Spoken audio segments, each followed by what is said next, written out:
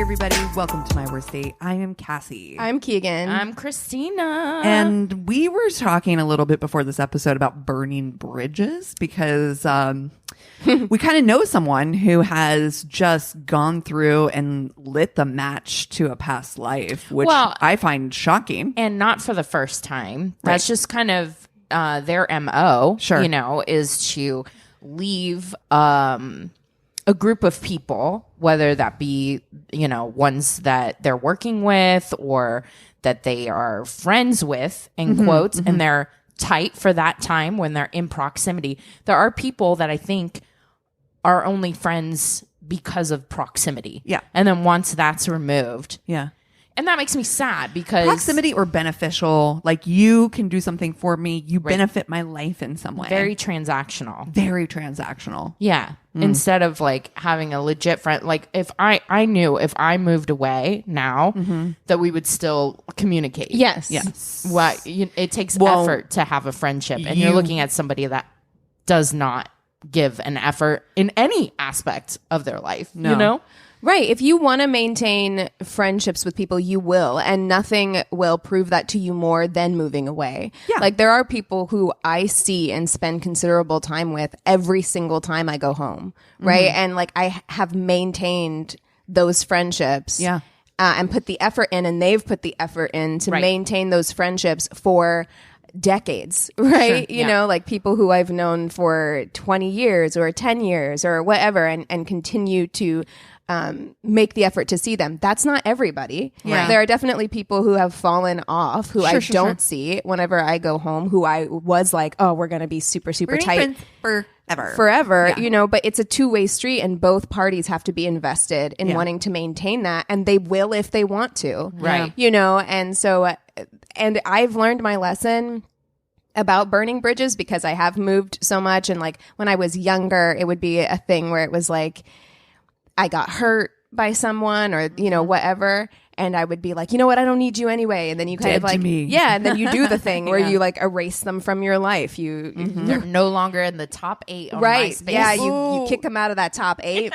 Maybe you delete them all together off your MySpace if you want to go like a one step further. Damn. You know what I mean? But, it makes it much, much harder if you ever do want to reconcile or if anything does happen, So I would argue against burning those bridges. I will say that I'm kind of the opposite. We know me. Nothing makes me more scared than not having friends. So even if you're awful to me, I am the most forgiving person on the planet. So I tend to be the one who's like, I'm going to keep the bridge there. I mean, I'm not going to maintain the bridge. I'm just not going to burn that bridge. I'm just going to like let the bridge be. If it starts to rot on its own naturally, that's fine. Well, that's where I'm at now in my life. Yeah. That's where I'm at now in my life, where I'm like, I'm not going to burn a bridge. Yeah. But it takes me a lot to get to the point. I put up with a lot. Sure. Until I get to the point where once like, you burn it, it's done. Pissed. We're done. But now I just kind of let it be. Like you said, like I'm not going to come to you. I'm not going to beg for your forgiveness. I'm not going to reach out in any way, but I'll leave it there. Sure. Right. And if we want to repair it later down the line, sure. The bridge still exists. Right. We can put some work into it later if need be. But yeah, I will tell you, and I'm the kind of person who burns bridges just in my own mind. So I'm the person who's like, I have literally 2 people, and they're in my professional world in which I was like, fuck that bridge, gasoline, match. Like, I will never fucking work for you again. And I don't care if you have the only job available in the whole of the world. Nice. I will never fucking work for you again because you're an awful human being. So for me, it's more like that. It's more about just, and I would never act awfully to those people. I would never make a personal, like, I would never, they don't even know their bridge is burnt. Yeah. You know what I'm saying? Like, to me, it's more like a personal bridge that I've burnt for them. So I just think that, I don't know, like for me, I love love. I love being loved. I love having friends, and I will let people treat me awfully for the rest of my life. What I will burn a bridge over very quickly though, or what I will your friends. Yeah. Yeah. Oh yeah. I'm the same way. You fuck up my husband, I will fuck up your life. Yeah. Come for my husband. I goddamn dare you. I Well, swear and to God. Like, I just, like, to me. Luckily, because we know Yeah. we had an instance with you where Christina and I had to have like a come to Jesus with you about somebody, like in the recent past, where we were like, you need to let that person go. And you're know. like, I can't. And we're like, Yeah. listen, bitch, we love you. You have to let that person I go. know. You know It's what I true. mean? We were like, Oh, she I doesn't treat know. you right.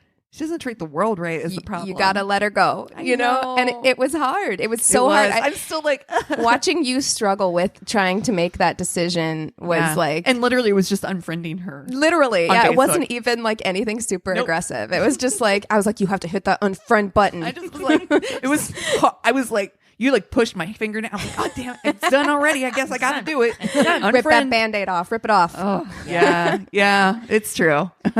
No, that's where it gets me too, is that most of the time I'm rather nonchalant, you know, if people, I mean, the people that I make tight connections with is a very, very small circle. And so I'm like, I'm ride or die with that. But yeah, I'm kind of bad about letting like acquaintances or people in the outer bubble, like putting any effort into maintaining that. Yeah. You know, so I definitely get that. I mean, I don't like unfriend people or whatever, but you know, but yeah, if someone's mean to my friends. Oh God. yeah, I no. know. It's so weird how that works. There's Like, nothing like the hate of a mutual friend hate. oh yeah. Girl, you just Yes. know too. You see that person at a mutual friend party and you're just like, you just look at each other and you're like, yeah, no, that bitch. I know, right? You don't even have to say words. You're just like, You know who's the best at mutual friend hate? Amy. Our friend yeah. Amy, I was gonna say 100%. me. Oh, and she'll hold on to that forever. Yeah. Forever. She Oh, will that's a never Pisces let it in go. her. She will never let it go. That is the Pisces. It's in incredible. her. Honestly. She is a pit bull for Yeah. real. It's so interesting. Like, it's so interesting how you get that way. Like, I feel like I'm that way in bars as well. Whereas, like, if a guy is being like kind of aggressive towards me, I'm kind of like, no, thank you. Please leave me alone. But if a guy is being aggressive to one of my girlfriends, oh, it's on. Girl, you saw me with you last time we were at the bar. Yeah. That guy coming in hot. I was like, I will fucking break your goddamn skull in half. ruin I know. Your life. Both Chris and Eric were like, Chris got like real fucking pissed. Well, he got mad at me because I was like, will you fucking handle this motherfucker? And he's like, I do not want to get into a fucking fight and I will crack his skull open. And I was like, I know, but maybe that needs to happen. And so then he went to the manager because that's Chris is my Karen. yeah. Yeah. Yes. He's like, excuse me, this guy over here is a real piece of work. If you could handle that so I don't kill him. So, and then he came back later and brought your hair tie. It's like, manager says I had to give this back to you. Oh my God. That guy was a trip. I don't know if we told that story on the podcast, but yeah, this guy was geez. being real like handsy. Real aggressive. And I'm like, man, we're in a pandemic, sir. Can you Yes. like Could you respect not? my personal space? And he kept like trying to dance with me. And then he kept saying like, oh, don't worry, I'm gay. And then he would like lean in and be like, I'm not really gay. Like he's Oh, no. yeah. And then What what is the final wrong with straw you? was, what the final monster. straw was that he kept picking me up, like Yeah. picking me up. I don't like that. That's when like some time went by, he was gone, whatever, and then he came back over and he was like, the bartender or the bouncer says that I have to apologize to you. He says I can't do that anymore. I was like, yeah, no, you can't. Thank you. Oh my God. Jesus. Oh, man. Wild. Good times. Well, what else is going on in the world right now? Is there any? I saw there is some sort of like Kanye listening party. That's the only. Wasn't there like a Vax party he had or something? What? like that? I don't know. I feel like I maybe know he's misread changing that. his name. He's he's now just yay. yay. And I do know so that hard because his music used to be. I don't know. It doesn't tend to still be, but it used to be so fucking Oh, good, God. and so listenable, and 808. Oh, so Damn. good. Yeah. It's such a good album. Flashing College Dropouts, lights, a great lights. album. Yeah. I mean, I loved Kanye. Yeah. Loved Kanye. And really, still will listen. like, I feel like my brother, who's a Gen Zer, asked me once, he was like, who do you think is like the like representative of your like generation musically. And I was just like, man, early Kanye was so like influential. Yeah. Yeah. Beyonce. Yeah. I think it's Beyonce. Oh, Beyonce. I think for our generation, it would be probably Nirvana, like Kurt Cobain, probably, right? Like, I think that as far as like generationally speaking, like for Gen Z would probably be, I think. Or Gen X. Or, yeah, it's not Yeah, yeah. Gen X. Yeah. Yeah. Yeah. I think so. Yeah. Okay, so I was just thinking while I was in the bathroom, because that's where I get all my good ideas. Yeah. What movie couple ruined your love ideal, right? Like, so for example, like you were like, okay, mine would be, for example, like The Princess Bride. Like, you're just like, this is what love is supposed to look like. And so if I can't find that, right? Like, you know what I'm saying? In your baby brain, when you were just like, this is what love looks like. It's perfect. And Mine would definitely be Darcy and Elizabeth. Oh. That was just like, yeah. you're supposed to have these like heated arguments and this Oh, like, yeah. intense passion.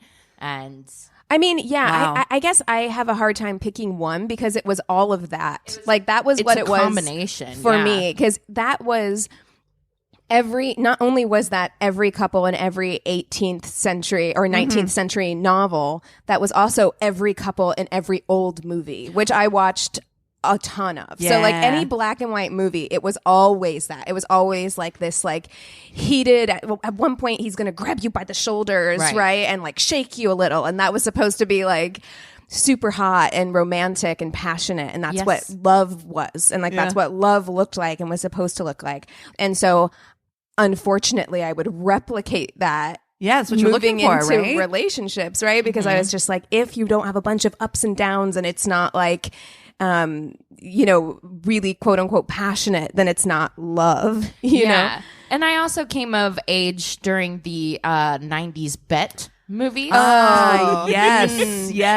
So- Yes. You're like- With the turnaround where it's like, you're kind of a geek, but we can turn you around. Yeah, we can and take out make those you glasses. popular. And yeah, I was wearing glasses at Yep. the time with my crazy curly And hair. so you'd go I home just, and like, take those glasses off, and you couldn't see yourself, but you just knew how much hotter you were. which is the reason why I took an actual iron for clothes at one point to my Yes. hair. Oh God. You watched Hairspray, and you were like, "Yep, yeah, there they it is." can do it.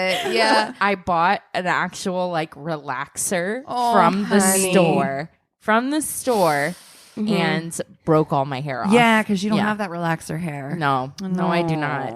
No. Oh. Also, anything you can buy from a CVS for the most part is not going to be the best thing. A chemical, like a real Yeah. strong chemical that you Yeah. can buy from CVS. Yeah. Yeah, for sure. I mean, also, I feel like I was coming of age during a time of like where Manic Pixie Dream Girl, Yes. quirky, Oh, cute, yes, was that- huge. That I'm like not Zooey like Deschanel, other girls. The not like the other girl kind of trope of like, Yes. you're going that for sure. I tried to emulate that for sure, cool where it was girl. like Yeah, cool girl. I cool definitely girl. tried cool girl. I listen to indie music. I ride my bike around. I read interesting books, and it's gonna make Yes. somebody like fall in love with me because I wear sundresses or fucking whatever. You know what I mean? Like, I like sports. I'm not like the other girls, but I do like sports. That was real me. But I mean, but for sure, like there was definitely something about that made me, I don't know, be like, I'm special. I'm one Right. of the guys. Yeah. Yeah, like definitely. I feel like probably our childhoods, especially, were not conducive to women friendships. No. It was always like a competition. Yes. it's like you had like a couple of close girlfriends, and then outside of that, it was all guys. Like I had Yep. one really close girlfriend, and we hung out with just dudes, pretty much. 100 Yeah, like fucking percent. Same. 100% same. Yeah. My friend Stacy and I, and like literally it was like playing poker with the guys. And, or watching going- them play video games. Yeah. So much or of that. Playing, or playing golf video games with them. Like that. Oh my God, Playing I've Tiger seen Woods. every single board of Tony Hawk Pro Skater Oh, yeah, at yeah. least 50 times. Yeah. Oh I man. smoked so much weed in the basement of friends. Oh, guy friends' God. houses. Oh, God. Jesus. Man. Oh, listen to so much Primus. And Yeah. I was a watched time. WWF wrestling Honey, at one same. point. I did that though since I was a kid. I We love used to when rent the you- boxing matches. I love when you grow up and you're just like, nah. Was I? Like Yeah. you're just like, you know what? I'm not doing shit I don't learned want to how anymore. To play Magic the Gathering. Oh, okay. That might be too far. You win. You aren't like the other girls. I do think you do win.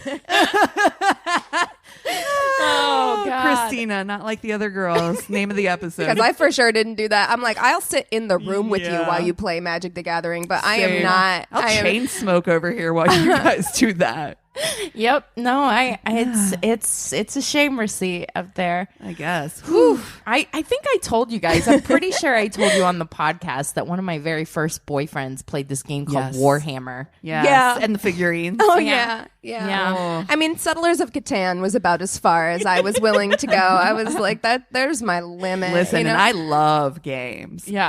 But Magic, D&D, that is complicated. That is like learning a new skill set. That's why It's I like learning can't a fuck new with language. it. It's Like, too much. It's just too much. Like it's not my that. brain can't. I got too much other things to save. I don't even have anything against it. Like my brothers play D&D. Like I think it's actually really cool that they can Yeah. kind of get together and like do this Community, thing. But I'm like awesome.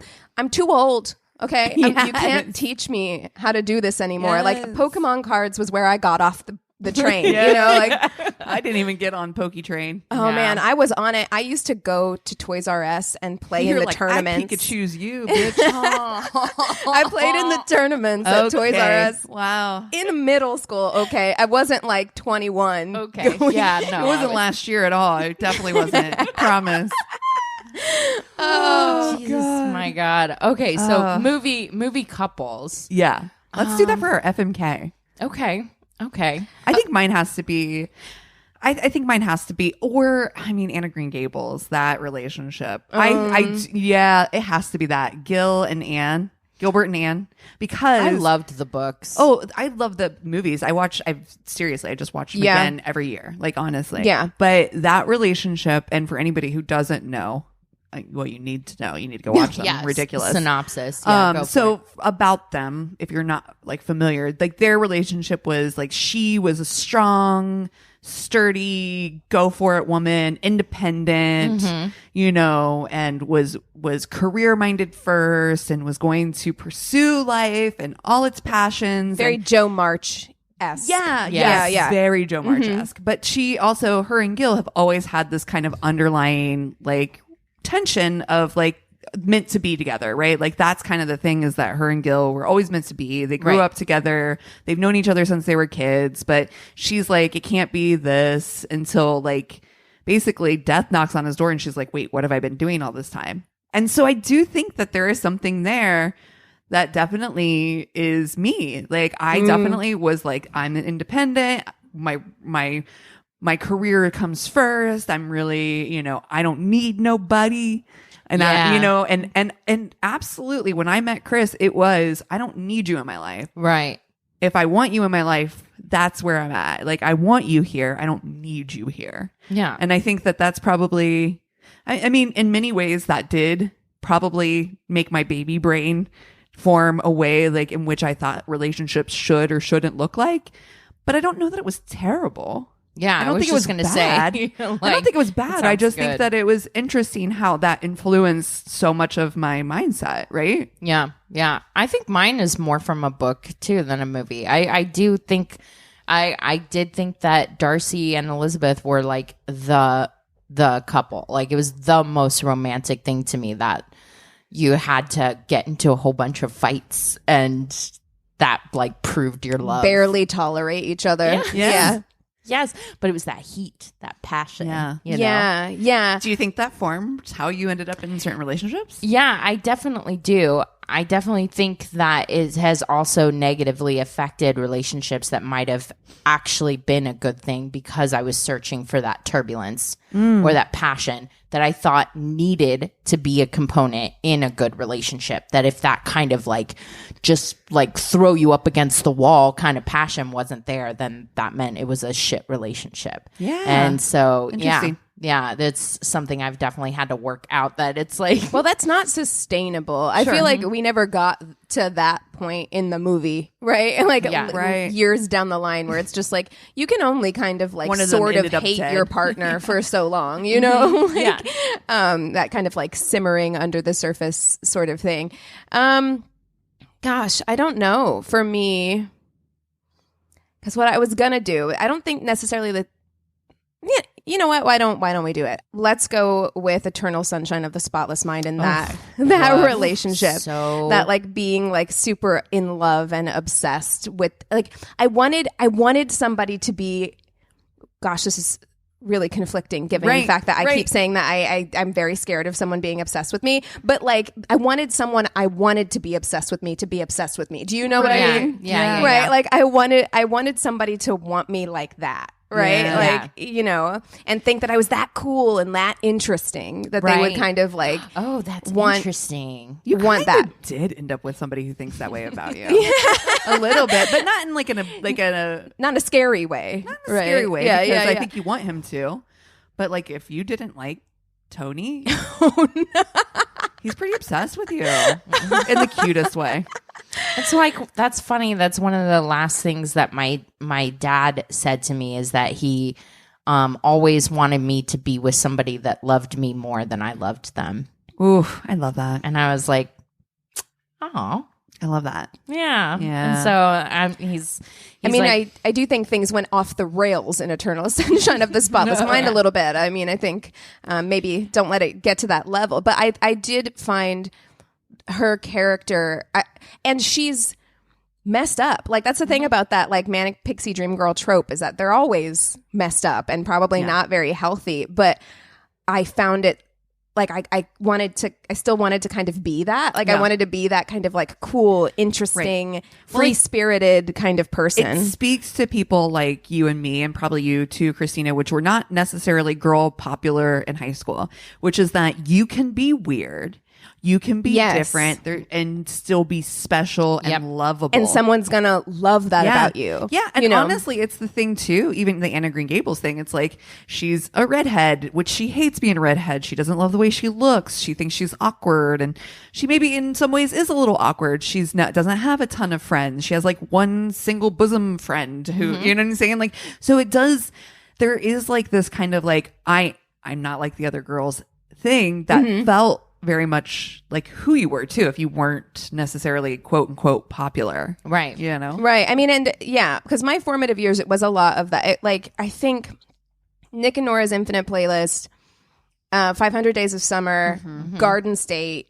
Oh, yeah. Eternal Sunshine of the Spotless Mind. All of these movies came out at like the same time. Yeah. Like in the same time period. And it was all kind of the same vibe, the same kind of quirky girl, you know, different variations on the same theme.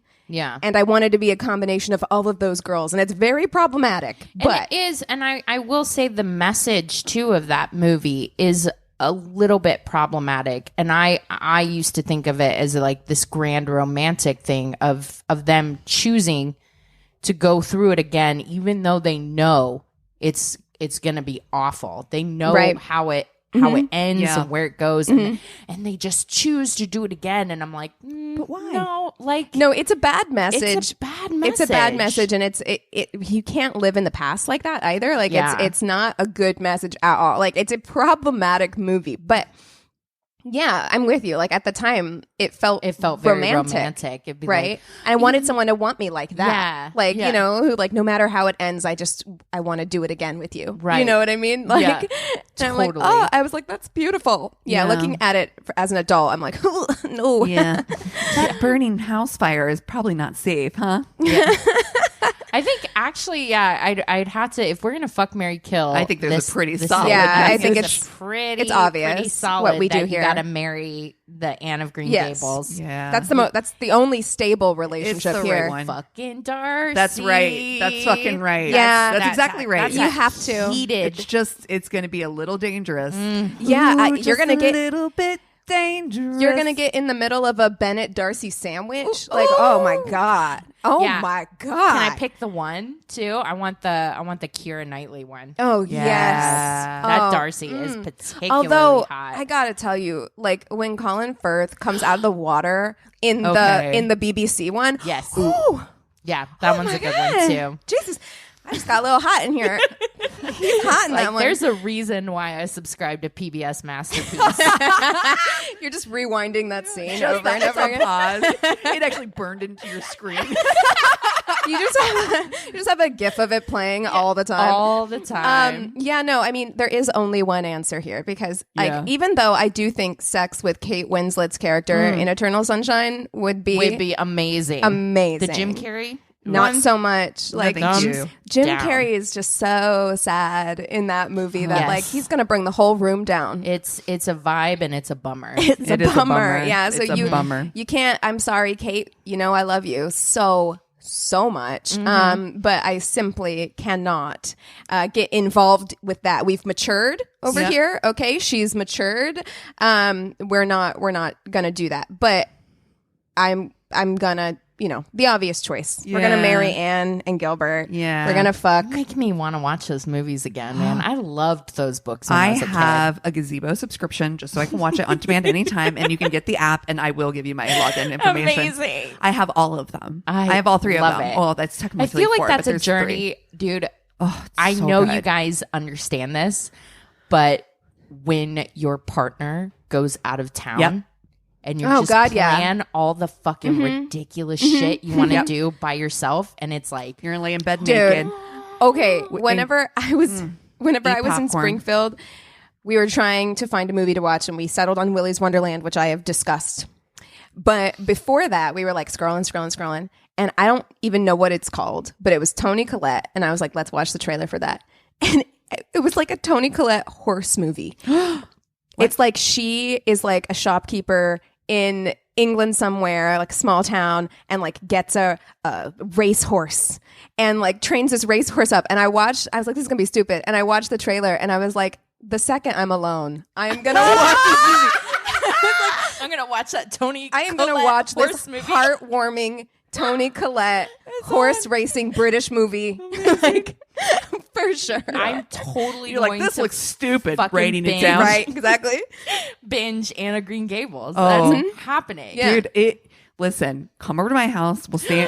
we'll get comfortable in my Craftmatic adjustable bed. Yes. And we will binge watch. Oh my god! You're kidding. Oh. I'll make macaroni and cheese. She's so excited. Just like the cheapest kind, the craft kind. None of that thick and creamy or whatever. No. Yeah. I want the ones with the little tiny shapes. noodles. Yeah, no. I want the shapes. I'm gonna get the like Ooh. unicorn shapes. Oh my god. Yeah. They So- taste different. It does. Those ones do hit different. You got to do one at a time, and I do mine just a little saucier, like a little heavier on the like milk content, just to give it like I don't know. It's a weird thing. It's a personal preference, and I will definitely not make yours that way if you don't want it that way. But I like a little slurp. Oh, okay. Like a little. I'm a saucy. dry Mac person. Chris too. Yeah. So Hey, I mean FMK for next time, I guess. Mac and cheeses.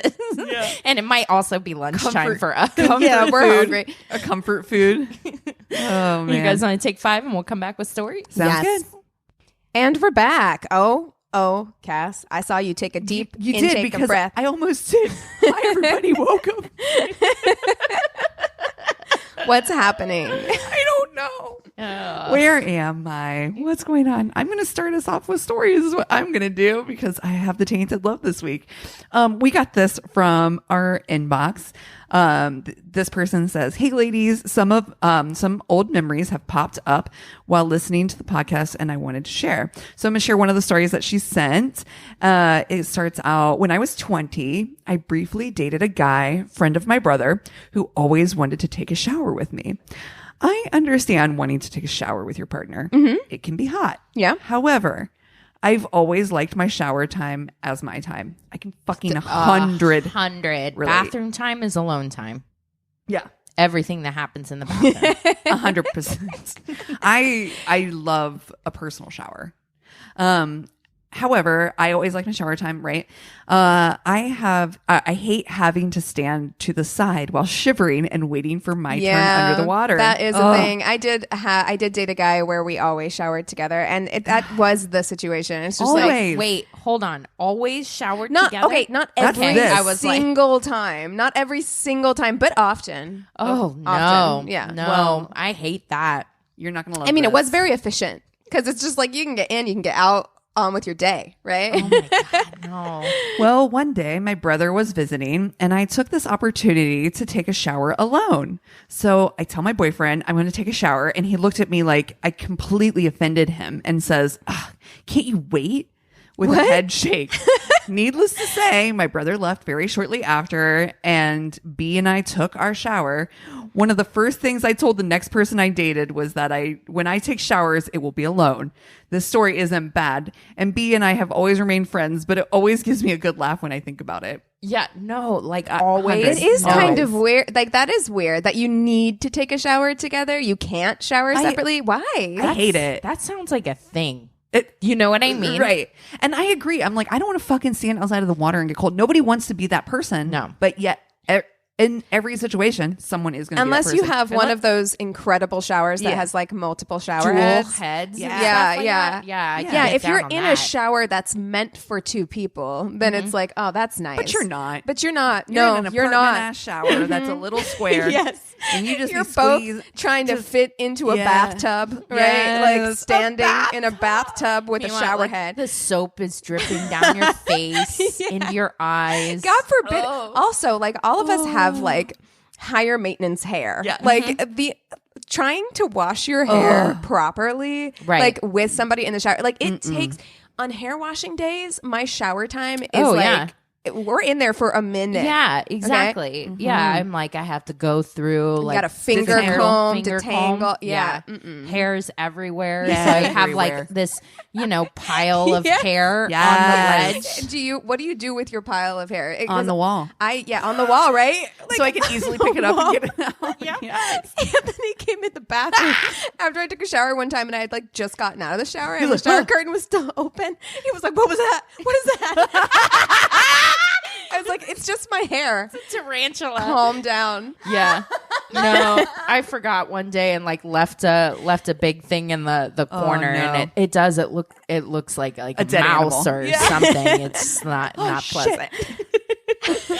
No. Yeah, that's why I'm saying I have a hard, fast rule. Like everything I do in the bathroom, I do by myself. I got to be honest. Have you ever gotten off to shower sex?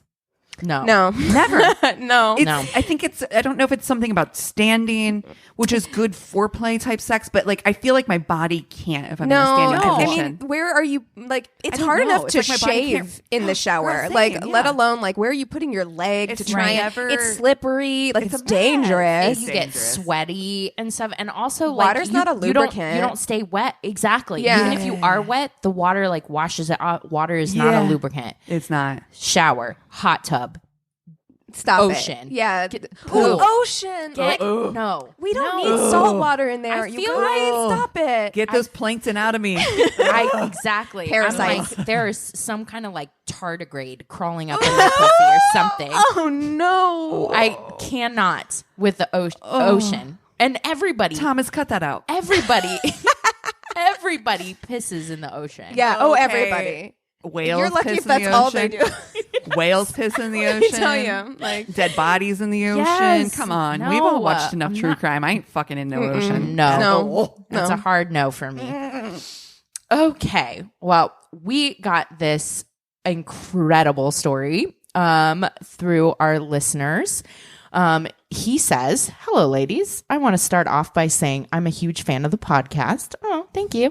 I started listening last year and have binged every single episode since, and I think it is safe to say that none of my exes listened to you guys. oh, Fingers crossed. This is the story of my worst 3-month-long span of life. Oh, no. Wow. Coming in real hot. I really hope she doesn't listen. We're going on a journey. So back in 2012, I was dating a girl that I met through a mutual friend. The friend gave her my phone number randomly one day, and she texted me trying to get information for a funeral we were both attending later that month. Romantic. We ended up hitting it off. Exactly. This makes me want to live life. We ended up hitting it off after that and messaged fairly consistently. And when the day came for us to finally meet up, I was excited as I was nervous. To give you guys an idea, I want you to imagine the guy that was in damn near every single picture of the yearbook, student council, captain of more than one team, super likable and fun. I was the guy that occasionally ended up with his backpack in that guy's pictures. Oh. I know exactly who you are. Yeah, exactly. I know you. I know you.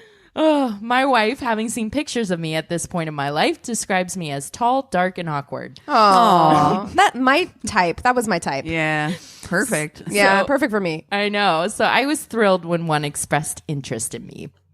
Day the funeral comes, and I have absolutely no idea what this girl I've been talking to looks like. Even though I was in my mid-teens, I was not allowed on social media due to parental restrictions, sheltered homes, and all that. So I just had her name and her age. So I get a message on my phone asking where I'm seated. Trying really hard to keep the cool I know I didn't have, I respond telling her where I'm at. Darting my eyes back and forth, literally sitting on the edge of my seat, trying to catch a glimpse of anyone checking their phone, I feel a tap on my shoulder. I get startled, let out the most masculine yelp that my puberty-stricken body allows, and gracefully tumble off my seat, knocking over at least 4 other chairs in the process at a funeral. Oh my God. Like, also just the pre-first date jitters when you're headed to a funeral is a vibe. Yeah, you know? that is a very specific mood for real. So she giggled at me, and through a face that felt beyond sunburnt, I managed to get out. Believe it or not, it just gets more awkward from here. Oh. But we hit it off amazingly and began dating. So then he talks about whether or not like he wanted to keep going to that local high school or go to an early college high school. So you'd think that being as socially challenged as I was, I'd at least be good at school. No, I was barely. Wait, are we the same person? Relatable content. Oh, man. So he begins to go to the early college high school. And I easily went from being one of the more average students to the worst. But during my time there, I caught the attention of a cute little redheaded girl. We had multiple classes together, and she would go out of her way to be paired up with me on any and all group assignments. She would make sure she walked into classes at the same time, and she even went as far as trading lockers with her friend because it was closer to mine. Wow. I feel like that's a lot. That's a lot. Yeah, how hot is she? That does determine. Yeah. Even being in a school of people that relied on intelligence to get by, I wasn't even the most athletic person at the school. Honey. I continued what I usually did. I sat in the back of my classes quietly doing my homework, watched rom-coms in the computer lab, and just remained not very social. Not a single clue as to why this redheaded girl would be into me. I barely showed her any attention and made it known I had a girlfriend in my hometown. Oh, wait, I have love a that he's girlfriend like, in I'm into rom-coms. He's like, I'm just going to be sitting back here watching my rom-coms. He would relate to our fuck, marry, kill. For sure. This is perfect. Yeah, you have to write in and let us know who your rom-com like movie couple is for sure. Okay, time goes by and my school passes out our yearly planners. Little did I know at the end of these planners, they have a full student directory with everyone's name and cell phone numbers. I feel like no, that's invasive. That's not a good idea. No, I don't love that. How many girls got harassed because of this? Totally. Like, for sure. Changed my number immediately. Yeah. So the redhead begins texting all the time. Oh. Very seldomly did I respond, and it was only about schoolwork. She starts getting really flirty and began making advances toward me, all through text, never in person. So I declined over and over again, reminding her of my girlfriend every single time. And if I was going to do anything with anyone, it was going to be with her. Even then, I was raised in a very religious household, so probably not even then. Oh. I've seen enough rom-coms to know that cheating never works out for anybody. So now that you all have the backstory, because of my school, I was never on the same schedule as my girlfriend. So his weekends were usually taken up by chores or running errands with my mom. So we very rarely ever got to hang out. So come winter of last year, I was at that school. My mom left me and my dad alone for a few months while she went to handle some things with my grandma in California. So it was game on for me. Oh my God, this is recent. One night, my phone starts going off at 2 a.m. I struggle awake, grab my phone, and missed call from my girlfriend. I text her asking if everything is okay. She calls me immediately. Can you come over? Right now, I replied. Yeah, right now. Oh, no. You know it's 2, right? Yeah, can you come? Are you okay? Do you need something? Yeah, I need you to come over. I'll be right there. Yeah. The realist in me woke up. It's the middle of winter. The car is covered in snow. You can't drive there, and she lives 2 miles away. How are you going to get there? Oh, no. Don't even have a jacket that isn't right next to Dad's room. You're going to freeze your ass off for this? That's exactly what I was going to do. Of course you are. Yeah. Yep. I threw on a shirt and my jeans and panicked to find a jacket. I didn't have one, but I remembered I gave one to my girlfriend. I could just get it back when I left her place. No, but you have to get there first. I snuck upstairs as quietly as I could and grabbed my shoes. My room was in the basement, so I made my way out the window into the snow-covered flower bed, hand shoveling a significant amount of snowfield dirt. Oh no, so much mud. And also So much so mud. cold. Like So cold. when you come in like direct contact with snow, it's like in your hands. Yeah. Oh God, it's so cold. Then I went for my bike, flat tire. I went for my younger brother's bike, flat tire. Oh, honey. I No. slowly looked over at my youngest brother's bike. His tiny little bike. So you can imagine what his bike looked like, but I was on a mission. I took the tiny Huffy and rode my heart out in the dead of night 2 miles away. What a romantic. Getting ready for what I knew was going to be a memorable night. Oh. I pull up to my girlfriend's house, a little way down the street. I'm not an idiot. So I call her and tell her I'm outside. She says she's coming out. She came out with a very different look than I was expecting her to have. Oh no. She begins to tell me our schedules are just too different. It's You did not call me up here at 2 a.m. To ride in the the snow to break up with me. Yep. So that's what he says. So to break up with me, because that's what you're doing, you call me at 2 a.m. to come to your house, knowing full well that I couldn't drive in the snow. I'm Am I pissed getting for this him. right? And I ride home. Celine Dion's All by Myself playing over in my head, and a shivering, pathetic figure riding a bike that is way too small. Oh my God. no. Poor thing. Oh my gosh. This looks like a rom-com to me. Yeah, I 100%.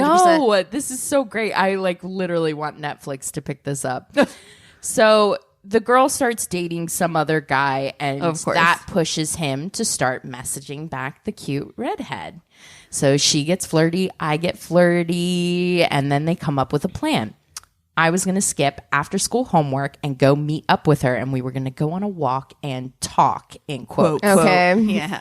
So we meet up, we take a walk, and we find a creek that we can walk down. We find a little clearing surrounded by trees right next to the water.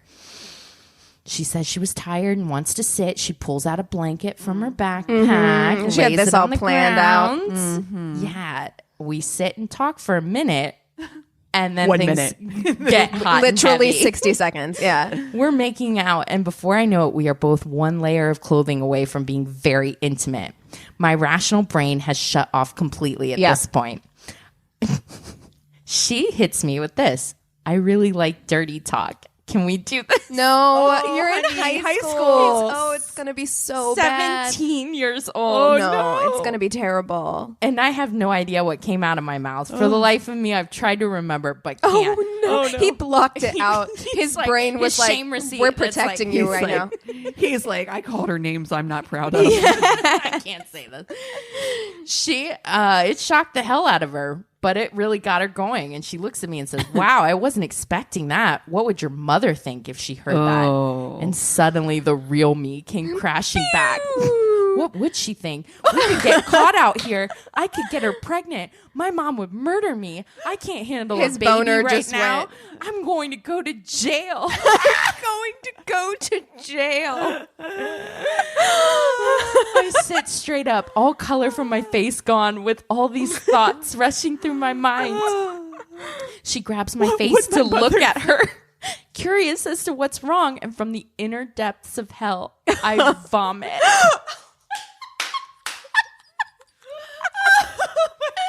So he fucking says some crazy dirty talk to her and then throws up. You're like, bro, I'm gonna go to jail. I'll make you pregnant. Here comes my mom. Oh.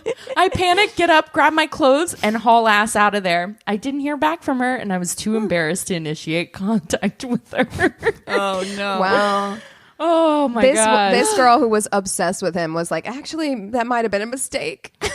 We have got a little bit more, so I cannot believe it. But fast forward a few weeks, and he gets a message from the redhead that wants to meet up again. I thought it was a mistake. I told her she had the wrong number. She asked if it was me, and shocked, I said yeah, and she confirmed she wants to meet up again. Oh no! The college we went to had study rooms that you could reserve. We reserved ours on the top floor. Now, these study rooms were private. Well, look, listen, he knows, he should know himself at this point. Like, you need to meet somewhere where you are not going to be interrupted, that is not in the public eye.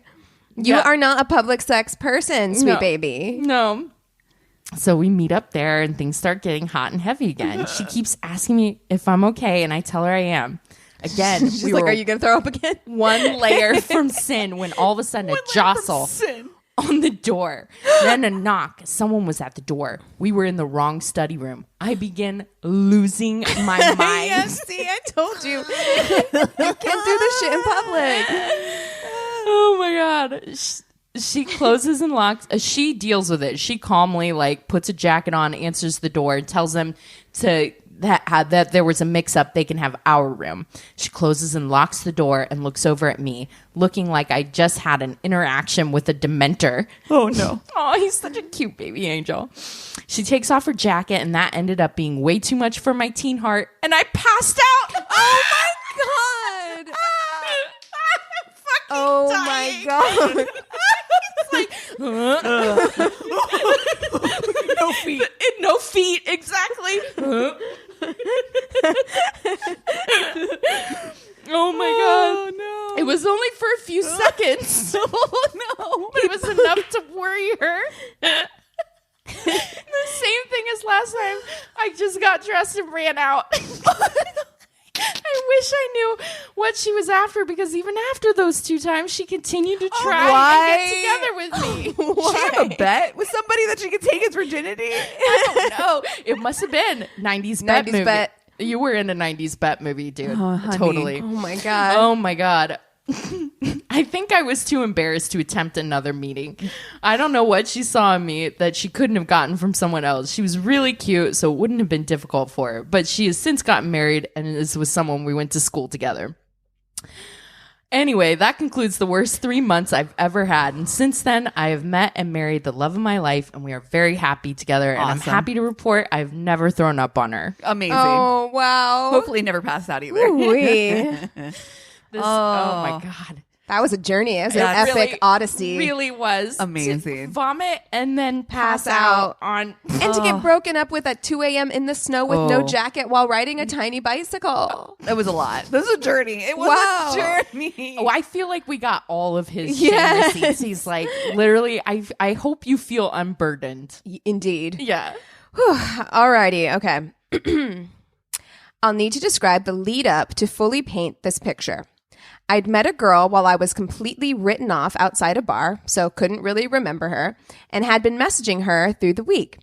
I had wanted to take her out to dinner, but she seemed set on a, quote, town date because she was more comfortable after a few drinks with her friends. So I agreed. Okay. After the night had progressed, I eventually went to see her. She looked a little bit different from her most recent Facebook photos and was extremely intoxicated. Most of the date she spent telling me how much she loved me, sucking my face off and trying to mount me in a busy bar. It's not that's a good a look. vibe. It's not a good look. After some debating with my friends, it was decided that I would go back to hers because I wasn't sure I'd be able to perform because of lack of attraction. My mates gave me a Viagra. In my head, I'm picturing them as fairly young people, and I'm like, Also, why do you have why do you have her? it? Yeah. And you also don't need to. Why do you have? You don't have to. You don't You don't have have to. And also, she's drunk, so don't go home with her. This is bad. Why? Fast forward a 20-minute and $35 cab ride later, we were at her place. Upon entry, she requested I remove my shoes, and we made our way to her bedroom. Halfway there, I stepped in her dog's piss and then some other kind of animal poop with my other foot. She kept gerbils in a crate next to her bed. Nope. Oh, I'm going to throw up in my mouth. Gerbil. Gross. The dirty work has begun, but she wouldn't strip and wanted the lights off. I proceeded to go down on her, but after... Sorry. I'm sorry. Just brace yourselves. I'm sorry. I'm like, my eyes are watering. I'm gonna gag so much. Like I just I'm brace the yourself, smell. Cassie. Oh, God. We're not done. So nervous. I proceeded to go down on her, but after a minute or so, I realized the texture was wrong. Oh, we lost Cassie. She's in the corner. The texture. The texture? Oh, no. She felt my hesitation and confessed that she started her period today. Oh, Cassie is legit, guys. Oh, no. It's Day 1, period 2. Day 1. It's not even like you're on the tail end. Like things are wrapping up. After the lights went on and many gags at the blood and discharge consumed had been had, I decided to finish the job. Oh, no. Dude. Why? Is so brave. She had a ventriloquist doll, possibly from Goosebumps, in a chair watching us because she liked it and wouldn't let me move it. There's too much in this story. After a while, I couldn't continue anymore and asked to shower nearing 5:30 a.m. on Sunday. But she wouldn't let me because her father, a former Bosnian soldier, would kill me if he saw me with his daughter. So while she has gone to get me toilet paper to clean up, I've gotten changed and am ready to go. This seemed to upset her, and she has asked me to sleep with her just a bit. She wrapped herself around me and passed out. I waited maybe 15 minutes to confirm and jimmied myself free using a pillow as a substitute. It's like some Indiana Yeah. Jones shit. Oh, he's like. Upon trying to flee, again stepping in the piss, I've realized that all the... God damn it again. So that all the exits are deadlocked. Fucking piss-soaked socks in your face. He's a nightmare driving home. Like, he's lucky he won't get arrested because the police will be like, who did What's you murder? happening? I've realized all the exits are deadlocked and the windows barred, all except this tiny screened window in the bathroom. After minimal consideration, I pushed the screen out and started to... Oh no! And then he turned around and that fucking doll was there. Ah! What in the creepypasta are you reading us right now? Oh my awful. started to crawl through when suddenly she has awoken and is calling for me. With no time to waste, I've launched off the hand basin, knocking stuff off, and through the window until my Viagra-fueled boner rammed straight into the side of the window. Internally squealing in pain, I corrected myself and slithered to freedom. Just as I heard her reach the bathroom corner, drunk, dehydrated, disoriented, and still at full mast, I ran for around 10 minutes until I hit the main road and got a cab home. She rang me 6 times that day and for the next, leaving several voicemails and messages. Oh my God. Oh. That is, oh my God. Oh my God. That is There one. was so much in that. Period. Gerbils. Ventriloquist doll. Oh no. Oh, piss socks. Escape. A true escape. Oh A my fucking God. penis for days. Oh God. Oh, Jesus Christ. Wow. I don't feel well. I'm so sorry, Cassie. I feel so bad. Oh my goodness. You can make it. That was a journey. Yeah.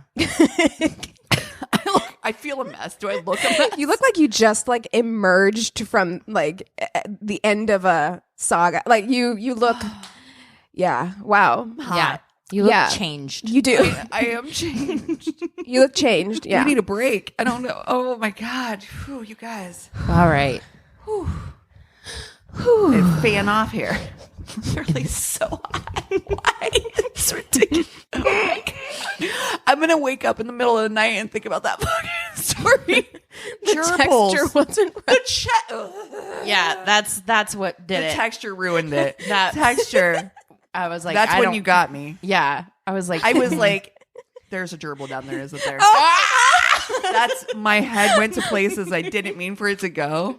It didn't. do you know that's always fascinated me, like where that rumor about Richard Right? Gere and the gerbil came from. Same Just as myth. Right? same as the curling iron up Reichert's ass. Yeah. Those urban legends. I'm And how? It didn't matter what school you went to. I'm sorry. What's Or the where? Richard Gere gerbil situation? I'm You've sorry. not heard that? You have, because they've talked about it on DZ. I don't remember. Gerbil up the butthole But why? for like a sexual gratification thing.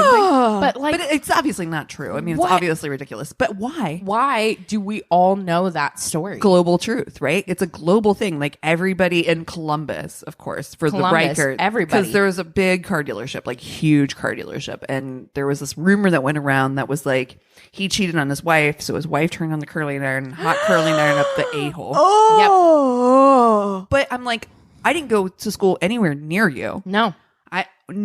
I don't. But we Weird. all know it. Do you know, I actually posted about that on Reddit and I got like thousands of upvotes. And You're talking people about are the like, Riker thing? Yes. No. Yes. And everyone was like, holy shit. But it was like a response to like a question, like what's an urban legend or it's the like thing like that, Yeah. like something that we all know. And I was like, I'm from Columbus and blah, blah, blah. And everyone was like, holy shit. I know that too. And Yes. nuts. Dude. Where do these things come from? I don't know, man. Who starts it? And then it is like wildfire. And this is before the time of social media. So Right. like This you're is talking like the 80s, OG 90s. viral. Yeah. How that shit got like spread. I don't know. I blame church camps, honestly. I think You know what? I'm going to place the blame on church camps. Yeah. mean- You know, you're not wrong. Also, probably. that S that we all drew. Mhm. The S we all drew. I knew the Marilyn Manson one. That he like had ribs removed so that he could so suck his own dick. Yep, Yeah, yep. that's one that went around. Oh, yeah. Yeah. Yeah. Wow. Wow. Anyways. So glad we got that. Glad, So glad we got that out. glad to go on this journey with you, ladies. Yeah. Welcome back. All right. I am going to start my story with a trigger warning, which is that I will be talking about domestic abuse. So if that's something that triggers you, you should definitely not listen Skip. to this story because there is a heavy amount of that. And some of it needs to be described slightly in detail. So I won't be holding back necessarily. So if that's something, honestly, that triggers you, I would definitely steer away from this story. Or maybe we can even throw in the show notes, like the spot in which we mention it at like the timestamp. If you don't want to do that, you can remove that comment. Okay. So, but this is the story of Albrecht Muth and Viola Drath. Okay. And I know that you guys don't know this. It's not ringing any bells. No. Okay. So this story was turned into a movie by Christoph Waltz. And Christoph Waltz plays Albrecht Muth. And so just in your mind, imagine this character. It's actually, I was like, just learning as much as I have about it, I was like, yeah, this is like, he's like a very ideal. specific type. Yeah. So if you can get that type in your head, it's perfect. Yeah. Okay. I believe that Vanessa Redgrave plays the wife. Oh. So that tells you a little bit about the age difference. Yes. Interesting. I learned a lot about this by watching Deadline Crime with Tamron Hall. Nice. Yep. Season 2, episode 3 or 4, one of the two. I also read a very prolific article written by Franklin for Time, New York Times Magazine. And it is just chock full of, it is like probably the pinnacle of this topic, this story. Like it's like the book of it, right? And it's called The Worst Marriage in Georgetown. Oh. Okay. Ooh. Now, buckle the fuck up. Put that safety belt right on because this is a journey. Okay. So I'm going to try to get through it as quickly as possible. But we're going to start at the end. Okay. It's August 12th, 2011.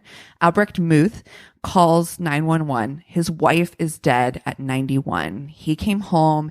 He'd been out walking for his 2-cigar walk that he normally takes every morning. Oh, whoa. Yep. Wait, hold on. 2 cigars at once? 2-cigar walk.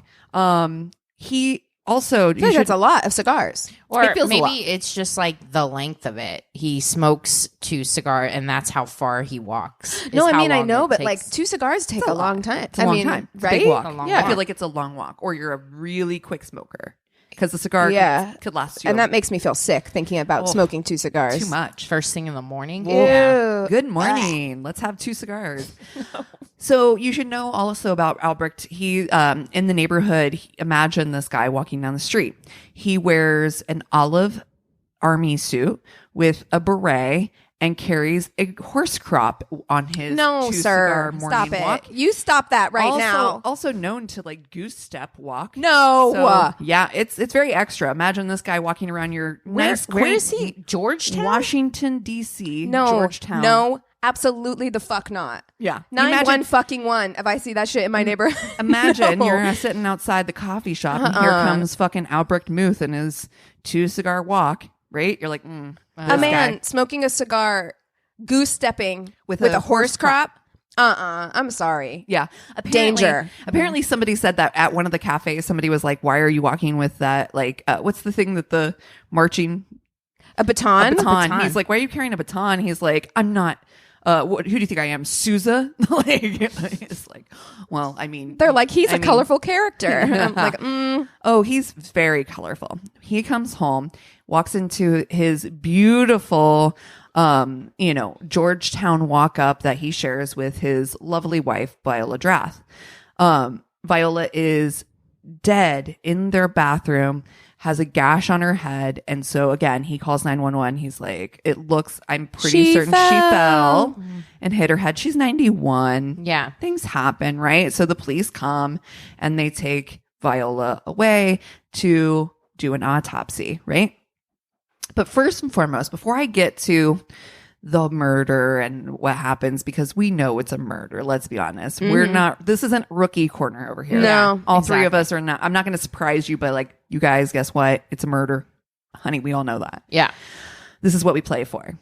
So, Viola, let me tell you a little bit about her. This bitch is queen. Oh, HBIC. Okay. Yes. She was born in Dusseldorf. She originally, like in the early 40s, wrote a couple of plays that got, put on production in Munich and in different areas. This is also just like early post World War II. She becomes a translator. This is where she meets her first husband, the lovely Lieutenant Colonel Francis Drath. They fell in love, and she was his like personal translator. And eventually, they get married and move to. Where do you guess they moved? Georgetown. Nebraska. From Germany? Can you imagine? You're What a just culture transplanted. shock. I know, right? Like you're just uprooted out of your life in, Germany to go to In the middle of some wheat fields in Nebraska. Yeah. So, but she actually falls in love with Nebraska. She's like, it's a beautiful place. And she quickly makes Nebraska her home.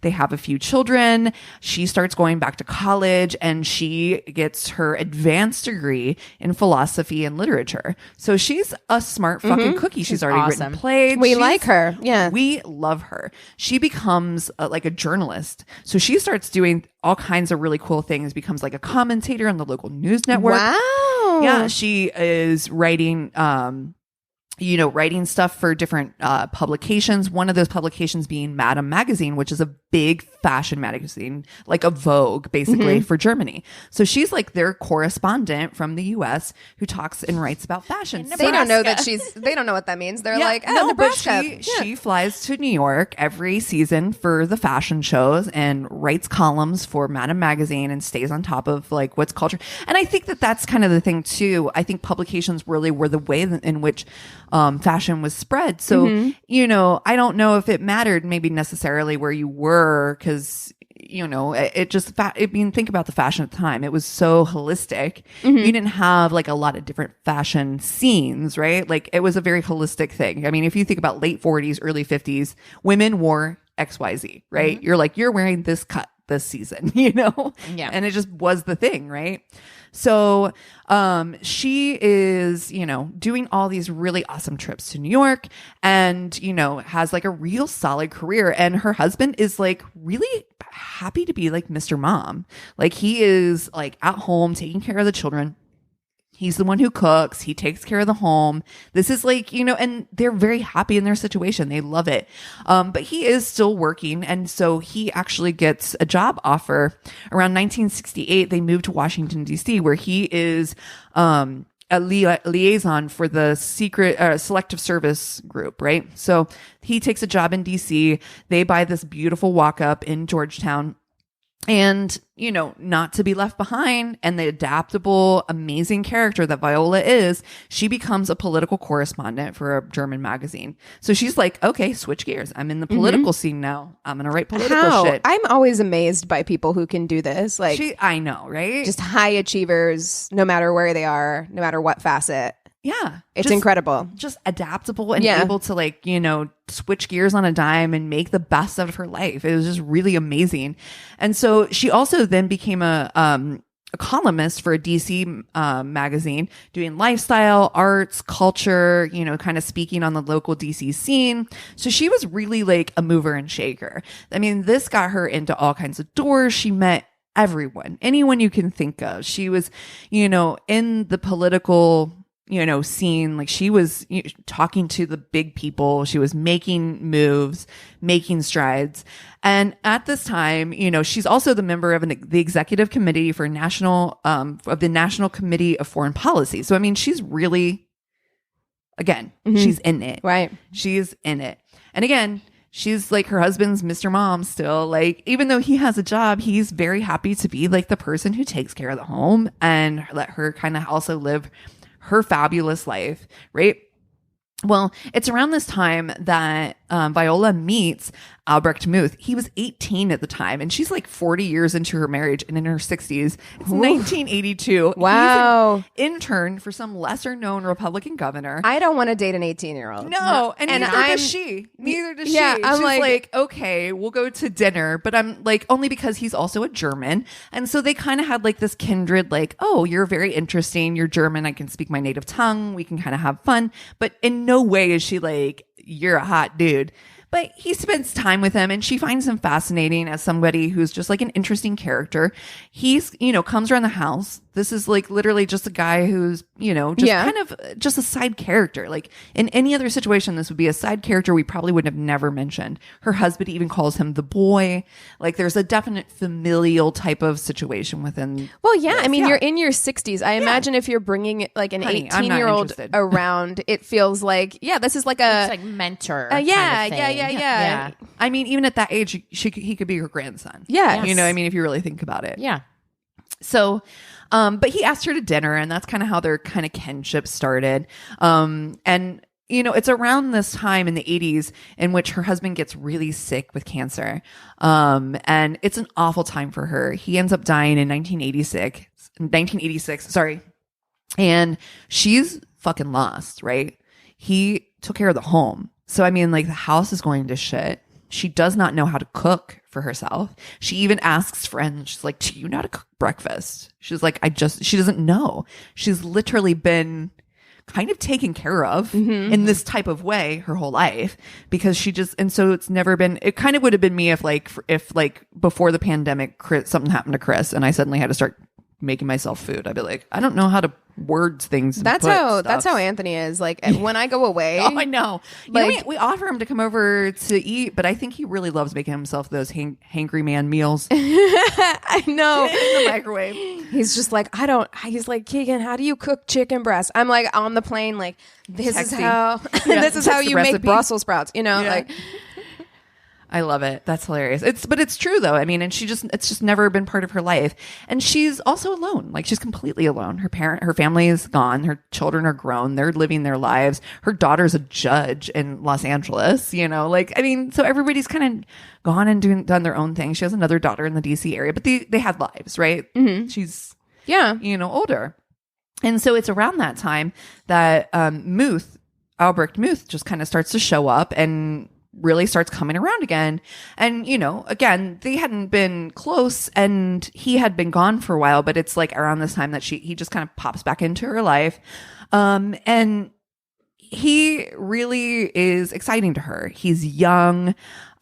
He's, talks politics with her. He is the Darcy, right? Mm-hmm. He's going to be aggravating. They're going to get into disputes and fights and really engage each other in political conversation.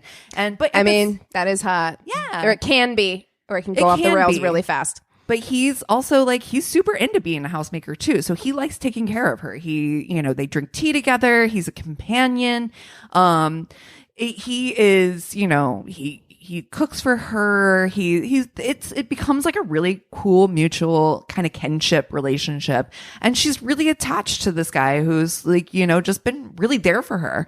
And at one point her daughters do end up meeting Muth. And they were like, when her one daughter met him initially, she was like, he had an eye patch and he was like, oh yes, I lost, my eye in foreign war, blah, blah, blah kind of situation. And she's like, oh, interesting. But she's like, then the next time I met him, no eye patch. Mm-hmm. And so she asked her mom about it and he was like, yeah, he's just wild like that. He tells stories. He's kind of quirky, right? Yeah. Okay. Cool. Yeah. With your daughter, you just, okay, doesn't sound like it, but cool. Yeah, he's eccentric. Yes. Exactly. I feel like that's the word people tend to use about people like this. For sure. Until something goes off the rails completely. And then, Right, and then you're like, okay, well, maybe it was a little far. So 3 years later, after this kind of companionship has grown, Muth asks her to marry him. And she's like, I can't see why I wouldn't. Like, this sounds perfect. He's great. And he's young, but she describes him as young and interesting. And like all her friends are old and whatever, right? Mm-hmm. So she's like, he's a young, interesting character. But you've got a question. Like, listen, 60 to 18. We've talked about age gaps before. Yeah. Right. And this isn't even this now. This was like what, 10 years later. So now you're talking 70 to 20. Somebody who's in their 20s still. I don't think that's fair to that young I just question it. It's odd. Of course. It's odd. Her family questioned it. Her friends are like, what the fuck is wrong with you? Like, sure, have your boy toy, but don't marry him. If this happened to my mom, I would legit both of my feet down. Yeah. Immediately, if not sooner. Yeah. But also, too, you're like, mom should have a life. And if this guy makes her happy. Right. Yeah. But I agree, though. Like, marriage doesn't probably need to be the thing. I ride the line because for me, it is kind of like, look, she's coming towards, like, you're heading towards the last, however chapters, right, of your life. Yeah. And so I'm kind of like, YOLO in one respect, kind of like do what you want right now, because nothing's Can't real, take it and with you. you know, and it's all going to end at some point anyway. But on the other hand, yes, if this was my mother, 100%, I would be like, I need to check him up and fucking down. And FB fucking I immediately. Yeah, I'm doing a background check. This guy has already lied to me, like, and that's weird to me. Right. And I feel like if we're just excusing these like little white lies as eccentricity, like we need to take a closer look at this for sure. I mean, and if it works out, like, fine, but like I would definitely, if it was my mom, be suspicious. Suspicious. Well, and I agree with her friends and family sentiment, which is that, listen, if this was my mom, I would be like, fucking YOLO, bitch, get yo some, but don't get married him. Yeah, because why? Don't you fucking like? Why do you marry him? even need to? You like, don't need you to. are already like, It's not he can just necessary. move him into the house. That's right. Like, you don't need to get married. You ain't gotta get married. And to tie him up like legally with all your shit in the last chapters of your life, unfucking necessary. Yeah, don't no, need that. I'm with you.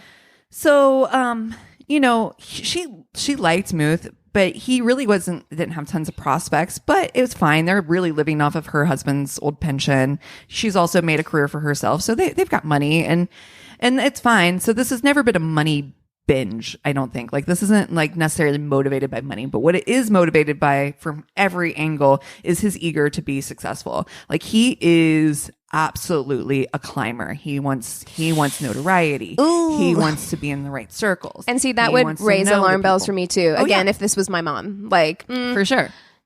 He wants success. He wants the connections, and he wants to affiliate himself with high-ranking officials. Like, he's super about it. That's where he sees his life. So in 1999, Muth actually formed an eminent persons group. It's a group of prestigious thinkers that he gets together, all these connections that he's made through his wife, and has these elaborate dinner parties that he throws. He cooks and makes like very, I guess that he was like very eccentric too, like the way that he would put like a napkin over his arm and serve people. And they were like, it was like going to like a fine dining restaurant. This sounds like but he's also the host. That so was very weird. No, like, oh God, he sounds so exhausting. Like, I could never, this sounds like someone who's on all the time, like one of those people. Yeah. So again, it's prestigious thinkers that he wants in his room, and he wants to, you know, rub shoulders and elbows with the right types of people.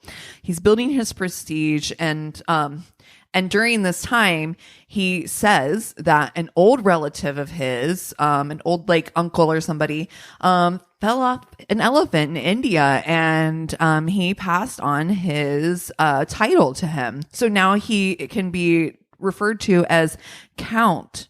No, Albrecht I Muth. will literally never do that. I will never, ever refer to you as Count. He made sir. a very thick stationery with a crest that he designed with his new title. And so everything that went out was, you know, all these invitations now were by I hate this man.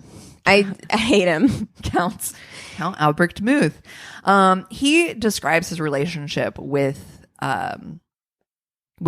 Viola as being very transactional. So when it comes to like, are you guys sleeping together? He's like, it's a transactional relationship. I am very much providing a service for her, which is that I take care of her, I feed her, I'm her companion, and she keeps me connected to these people. I mean, like, and that's the way he looks at it, and possibly Viola too. I don't know that she was like, they slept in separate beds in the same room and apparently fought in German all through the night. Okay, you know, yeah, okay. I would go to one of these dinner parties. Yeah. Like, 100. I would like to go one time. You know. But their relationship starts to turn volatile, where he beats her on many occasions, mercilessly. There was multiple interactions where she would be seen out in public with sunglasses on when it shouldn't be necessary, bloodied lip. This makes me sick. Yeah, like it's awful. The elder abuse. Yeah. But it's their volatile relationship, right? They love fighting, they love arguing, and it is definitely the downside of the Darcy.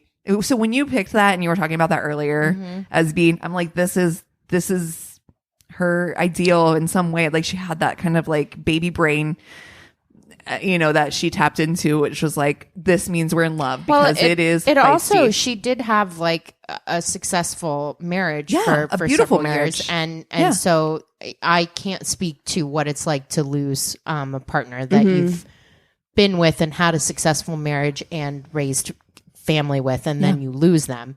You know, all I have to go on is talking with my mom the past couple of months. Oh gosh, right. And so I don't know if she had the whole Darcy thing in her brain in so much as just what the need happens. for companionship. Yeah. The Sure. need for companionship, The just feeling loneliness. really Yeah. alone. Yeah. Oh, I think yeah. that's probably a big part of what this was. Yeah. Sure. You needed to fill that void, and this person was here and seemingly willing to do that. Yeah. You know, and she does sound like kind of like a firecracker of a person. Yeah. And listen, debate can turn really bad, but Yeah. it can also be really stimulating. Sure. You know, so if you meet somebody who you're like, oh, we can talk politics and we can have like a Yes, healthy I love debate, that. and like it's intellectually stimulating for me. sexy. Right. That's sexy, but it can turn But with the if wrong you're person. a volatile, angry person, Right. and then you turn it into a reason to abuse somebody Right. because maybe you started drinking and now Right. you uptight, like I got a fucking problem with that. Yeah, she may right? not have realized, you know. For sure. And I don't think that that's how their relationship started, Yeah. but it definitely turned into that. Muth also was having many affairs. Muth was gay. And it seems that she didn't care. And it seems like that wasn't the type of relationship they had. So he was having many affairs with different men. He even moved in with a boyfriend in 2002. And it seems as though Viola was not the only one to be the wrath of his hand, because this boyfriend also had been the brunt of his wrath. So in May 2006, in a violent rage, he threw a chair, pounding her head to the floor, holding her down, pounding her head to the floor so many times, and held her down on the floor with him on top of her. I mean, this is a 70-something-year-old woman, nearing 80, right? Yeah. At this point. Well, it has to be 2006. She was 60, 70, like 80s. So she's in her 80s, right? 2006. She doesn't escape until the next morning when she finally is able to get out of the house because he's been sitting on her, preventing her from calling the police. She's finally able to escape, make it to her daughter's house where they call 911 and decide that they're going to press charges. If that was your fucking mother. Oh, I can't. Awful. I can't. awful, Yeah. awful. No. So Muth fled, and he fled, and he started a corresponding news from Iraq to the State Department, the National Security Council. He's taking a persona of like a world weary freelancer. So he has now escaped to Iraq, where he is now kind of in the inn with the Iraqi soldiers and their freedom and their revolution. And so he's able to now communicate all the things that are happening to his contacts now in DC, because now he's free. He's, kind of doing his own thing. Wait, It's how? a real turn of events. I'm so confused. He just fled. And so that's where he fled to, is Iraq. But during the same time, because he's becoming so helpful to this, like his underground, information that they're getting, because then the news comes out the next morning and they're like, oh my God, that's true. So they're like, I guess he must have some kind of intel. But he gets super excited about how valuable he's coming, and he begins to rekindle things with Viola, calling her. And Viola tells her friend at this time, she goes, I honestly don't know if he's calling from another country or if he's calling from the room next door, because the number that keeps showing up on their caller ID is a phone number from Miami, where he's supposed to be in another country and corresponding. Turns out that he's calling from Miami Hotel, where he's been employed for 2006 to 2008. Whoa. Not some war-torn country. Corresponding, what he's doing is waking up at very early hours, reading foreign news, writing that foreign news, and sending it to his contacts before it breaks in the States. Well, he's resourceful. Yeah. I'll say that. Yeah. I mean, but it's all bullshit, right? Oh, right. Upon his return to Georgetown, this is when he begins to wear his olive uniform and beret, in which is an Iraqi uniform because he is now titling his emails with his new title, Albrecht Muth, Staff Brigadier General. Okay. Turns out, though, after a little bit of a minor investigation, he's actually resourced this place in South Carolina to have this outfit made so that he can have... He called a costume shop. He was like, boop, boop, boop, boop, boop.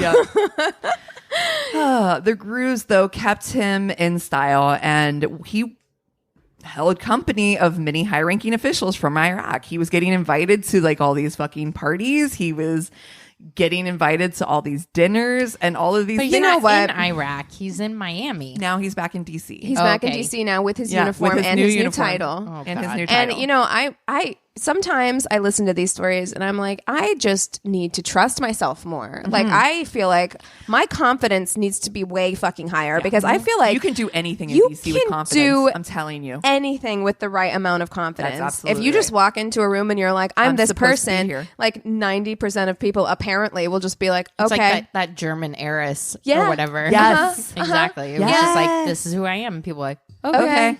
It's cool. Sounds good.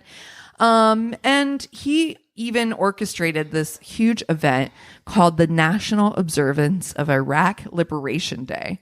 And you know how much he loves to have these like acronyms. So he's NOLID is this new thing that he has where he's gathered American brass and gold star mothers to the Arlington Cemetery to lay wreaths and do a full ceremony where people speak. The son of the Iraqi president is there to give a whole speech. So he does this whole thing. It is a whole thing, right?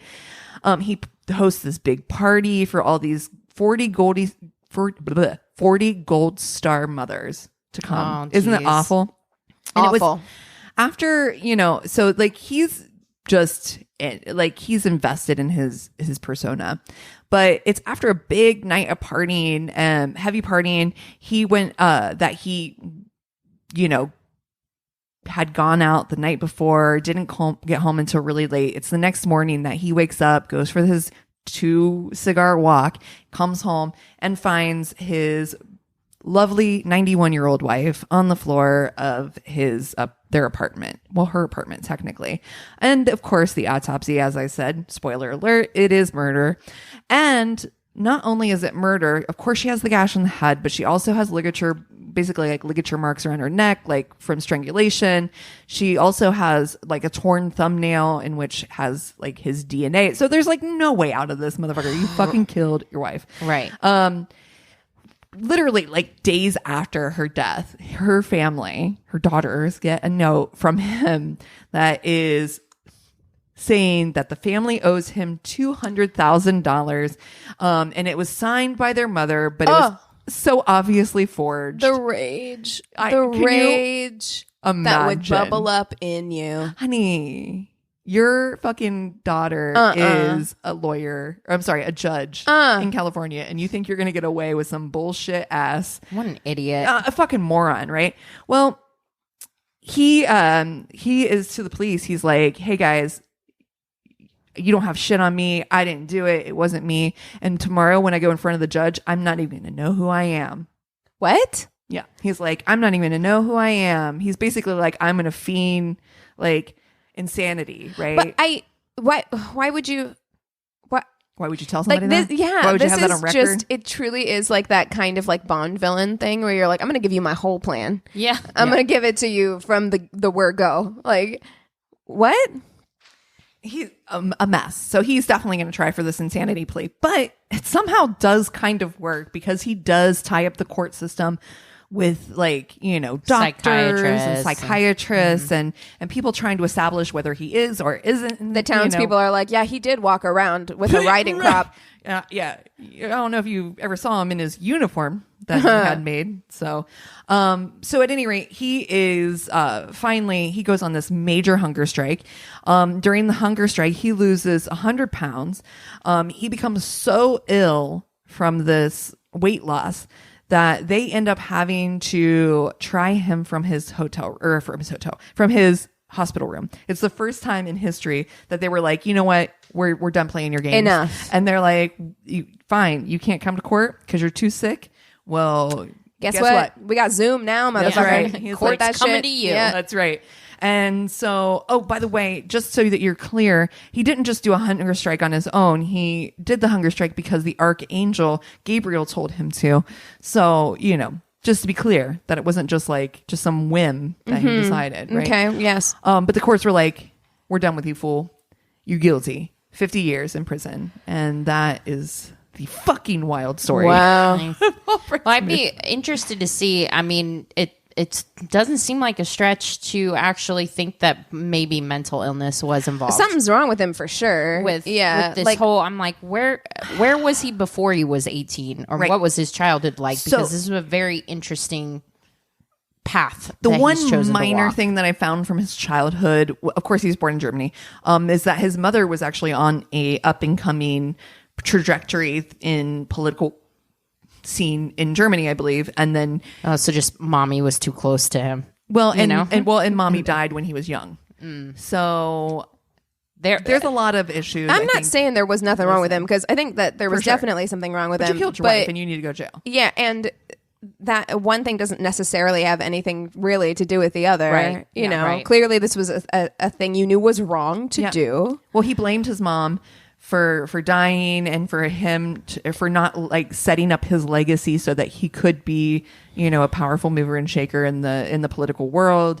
So there was a lot of like Mommy issues, and blaming, and probably maybe where he became volatile toward Viola. Maybe he saw her as a mother and was like kind of Taking his anger out. I mean, so who knows? I mean, like this is all super wild speculation on our part, but you know, it is a fucking crazy story, right? Yeah. And again, you can literally see Christoph Waltz. Christoph Perfect. Waltz, this character. Oh my right? gosh, perfect. Yeah. Yes. So, it was a new show that just dropped like in the last couple years. But yeah, and he directed it and everything. It was like his directorial debut. It's called Georgetown. Is that what you It's called said? Georgetown. Yeah. Wow. Yeah. Ooh wee. Okay. Well, that was a good one, Cass. Yeah. Speaking of, what are you guys watching this week? So I watched a mini series on Netflix called Clickbait, and that's a Tainted Love if you're looking for something like that. I love a good like mini series. Like I know I'm a limited series. I'm going to get through it. Same. Love a limited series. And it's a very interesting concept. And I enjoyed it. I think that the way that it's been getting a lot of like negative reviews actually, but like I think that the way that they did it is kind of not the best. Zoe Kazan is in it. Adrian Grenier, or how you say his last name, from Entourage is in it. Yeah. Still hot, by the way. Really? Yeah. Okay. He's pretty. But every episode kind of focuses on a different character in the story as it moves through. And so I feel like it could have been tightened up a little bit, like, you know, but in general, I actually enjoyed it. And I think if you like that kind of thing, if you're into kind of like a mystery sort of story, I am. yeah, I think that you will enjoy it. So there you go. I'm still watching 9 Perfect Strangers. Yeah. Me too. And Nicole Kidman's wigs. Oh, gosh. Nicole Kidman and Melissa hair. McCarthy is Wig looks like gorge. it's like she got it from like the Lord of the Rings. Yes, she totally did. She stole Kate Blanchett's It wig. looks like it's been in storage and no one's done anything with it since. And when it gets wet, it's the stringiest thing I've ever seen. It's so bad. Because she's Watch like it be her in real a hair. pool in every episode. I've got to know. I've got to know if that wig is a thing. If it is part of the show that eventually comes out. That I it's don't think so. You think? Because Nicole Kidman is kind of like notorious at this point for having like bad wigs. That's what I'm saying. Like, is it her hair though? Because The Undoing too, I'm like, what's what's the deal what's with the deal that? here? Always bad. I don't know. What does her real hair look like? What does it look like? Now I need to know. Now I need to know why it's was like it, a wig how was every it time. in the one where her husband? Big Little Eyes. Yes.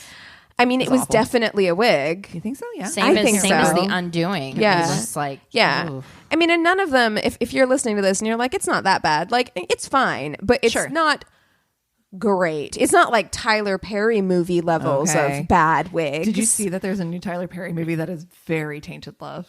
They all are. Okay. They all are. It's true though. It's true. I am watching a French show on Amazon Prime called Candice Renoir, and it is she's like a detective. It's just a really light, Nice. UK type of. You know, I love a yeah, European. it's good. It's good. And if you don't mind listening to French or reading a show, Yeah. it's good. It's Love. really good. I thought it was fun. It's light. Oh, good. Yeah, it's light. it's not too serious. Here's what I will say about it though, and I think this is talk point worthy. That apparently I am a full 11 in France, and I've considered moving because all the guys are fucking hot. Oh. And they are in love with her. And she is just, to me, like, I'm like, yeah, but she's pretty average, like. Dude, listen, I will say this. It's the reverse of that King of Queens thing we got going on over That's here. the thing about watching, like, it's part of why I enjoy watching shows that were filmed in, like, the UK or whatever. Yeah. Not because anyone is unattractive, but just because they're, like, real. Yeah. Whereas, like, shows that are shot in the US, it's like, we're supposed to guys can suspend be- yeah. disbelief to believe that, like, everybody looks like this. You know what I mean? Yeah. Where I'm sorry, like, guys, Kevin James is not that good looking. No. Like, I mean, he's an okay looking guy, but he ain't pulling no Leah Remini in her fucking prime. No. No way. Yeah. Not on any day of the week. Not in the US of A. Not in these United States of America. certainly not in LA. No. No. Well, if you guys have something that we should watch, if you have FMK suggestions, if you have stories, go and reach out to our one-stop shop of website. It's myworstatepodcast.com. And we love you guys so much. Cheers.